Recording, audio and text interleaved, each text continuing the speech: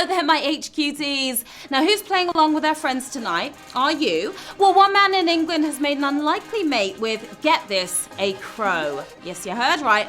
After feeding the bird a few times, it's taken quite the liking to him and even chills with him in the passenger seat of his van. As you can see here, they've just been bickering over directions. Well, every friendship has its tiffs, right? I'm Sharon Carpenter, your friendly presenter at your phone's epicenter, and this is HQ Trivia, where what you know can mean big dough. And the rules here are simple. I'm going to ask you a series of questions from bird brain to completely plucked. You've got 10 seconds to tap the answer. Get it correct, you move on, answer all 12 right, and you fly like an eagle. And don't forget our new eraser feature that eliminates an incorrect answer for you. Get one for free by playing nearby at least 2 mates. As long as you can see them, they're close enough, so tell your friends, not the crows, but the human ones, to open their phones right now. Just tap the eraser button below during the question to eliminate one wrong answer, and then you'll be left with 2 choices instead of 3. How cool! You can use 1 eraser per game, just not on the last round. And you can still use an extra life if you get it wrong. Now tonight, we are taking flight with £1,000.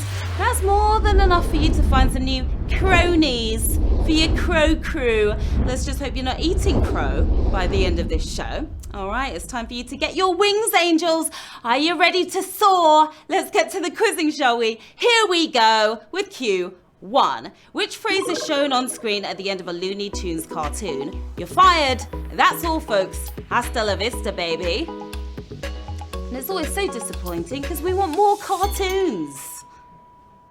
He may look like Elmer Fudd, but Lord Sugar isn't an official loony, more of a Porky stutter than an Arnie one-liner. It was that's all, folks. Remember that 54,000 of you have way more to go, so let's hit Q2. Here it comes. A person who is nervous is said to have which of these in their stomach? Butterflies, crocodiles, blue whales. None of these are going to feel great in your tummy. Now, I doubt Rennie's going to budge any of these, but who's the poster child of jitters? More of a flapper than a snapper. It's butterflies in your stomach. Who's feeling them right now? 54,000 of you handling your nerves well here.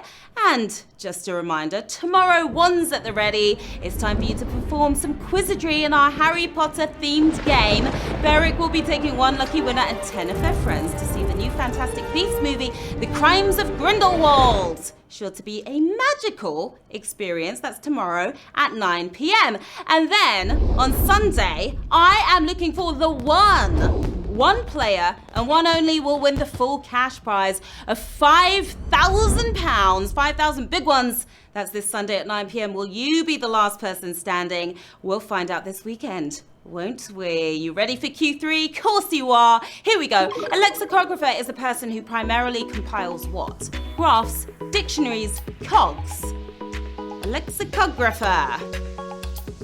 You ever heard of one of these before?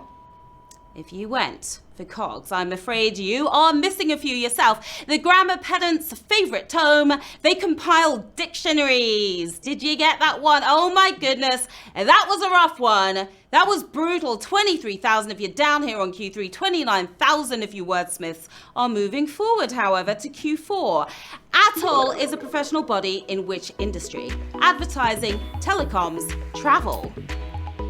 That was a tough one, wasn't it, Q3? Have you heard of ATOL? ATOL? You may have heard about ATOL protection on an advert, but it wasn't one of their anagrams. More A to B than what you see. It stands for Air Travel Organizers License, meaning travel is the correct answer. And 24,000 of you licensed to win right now, and you are traveling forward to Q5. Who was British Prime Minister when the Berlin Wall fell? Tony Blair, Margaret Thatcher, John Major. Remember, it divided East Berlin and West Berlin. But who was PM at the time? The Berlin Wall fell in 1989, but who was within the walls of number 10 at the time? Labour by name, but not by fame. It's Maggie Thatcher is the correct answer there. 15,000 of you nailed that one. The brick wall may have quit in 89, but we had to wait another year for the Iron Lady to do the same thing. Q6. Christine Cavanaugh is the voice of the main character from which show? The Fairly Odd Parents, Dexter's Laboratory, Phineas and Ferb. You cartoon addicts will know this one.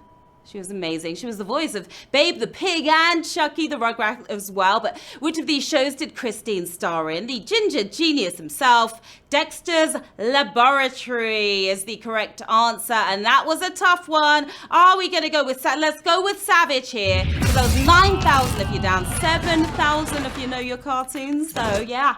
One of Cartoon Network's most popular series, A Dexter's Lab reboot, has got to be on the cards, right? And it's shout out time, everyone. I want to say hello to Yasmin, who put up with all of us stressing during exams. Now, you can both relax after the game, that is. Hi to Helen and Steve Boyle, who just snagged their first HQ win on Sunday. Well done to you. Shout out to Desi Blitz. Thank you for the cool story. Loved it. And hello to Steve Wayne. Good luck to all of you players in the game. We're halfway. It's Q7, the name of which of these virtual assistants was inspired by a video game. Siri, Cortana, Alexa. I said Siri, Cortana, and Alexa. Probably got all of their attention, didn't it? But who started out as a character in Halo? Microsoft's answer to Miss Moneypenny, Cortana, is the answer we were looking for. And Cure... Look at that. How many of you tapped Cortana? 4,743 if you got it correct.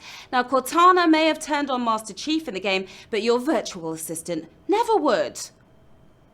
Send help. Moving on swiftly to Q8. Which of these brands' logos takes inspiration from a Roman god, Alfa Romeo, Lamborghini, Maserati? I've got all three of these. That's the toy variety, that is. Jupiter turned up as a bull several times, but that's not what inspired the Lamborghini logo. Fast but classy, it's Maserati. Yes, it is. And vroom, 3,000 if you're speeding forward. Maserati started out with a different logo, but pitched Neptune's trident in 1920. Q9, which of these celebrities named his band after one of his parents' bridge-playing partners? Jeff Goldblum, Steve Martin, Billy Bob Thornton. Yeah, they're all actors. They're musicians too, you see. Nothing says rock and roll less than a bridge player, but who named his band after one of them anyway? The flashiest of flowers, Jeff Goldblum. And you're going for gold tonight. 1,542 of you are on another savage question. Over 2,000 of you gone. Right here. Yeah, that was a tough one. Now, Mildred helped Jeff get his first connections in Hollywood, a favor he repaid by naming his jazz orchestra after her. And they're pretty good, right? Very talented. Q10. Which of these supermarkets was the first to offer customers a cashback service in the UK? Tesco, Sainsbury's, Asda. When the cash point isn't working, you go get that cash back. From where? Well, they've all offered it, but who was the first to let us skip the ATM queue? Still hogging our high streets, Tesco is the answer that we were looking for. 856 of you after that big cash tonight on a brutal question.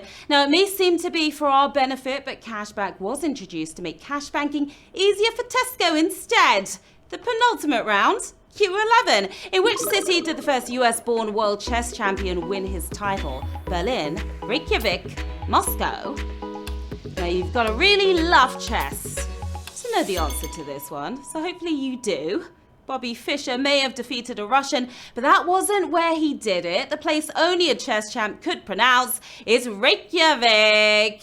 Hoping to be champs tonight, 538 of you scraped together a strategy because we are checkmating into the final round. With 538 players left in the game, another 89 using their extra lives to get back in, and 1,000 big ones in the bag. It's Q12. Good luck, players.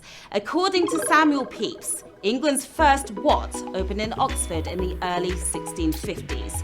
Coffee shop, taxi company, library.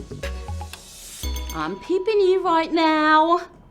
3 things I couldn't live without, but who first popped up in Oxford? We've been catching some form of cab for centuries, but the first company was based in London, providing the ultimate study aid. It was the first coffee shop for the win. We have 252 winners, my lovely jubblies.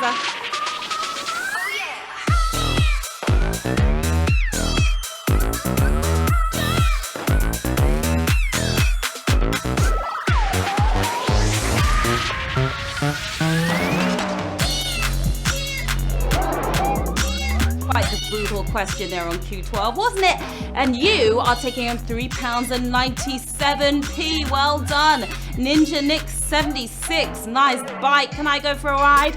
We've got Mark E.G. He's looking just as stunned at his win as we are. We've got Les Voxy as well, who's pretty worldly. What are you lot going to do with the cash? Maybe get a new dictionary. You can snag some cash back from the supermarket and feel like a baller or ball out in a coffee shop. There's a lot you can do with that cash. That was epic, HQTs. You came, you scored, and you totally soared. Hope you had fun like I did. I'm Sharon Carpenter. Here's where your little birdies can find me, right here on the socials. And we'll be back with you tomorrow, of course, with our Harry Potter themed game. That's going to be a lot of fun. Until then, have an awesome night and see you soon. Bye.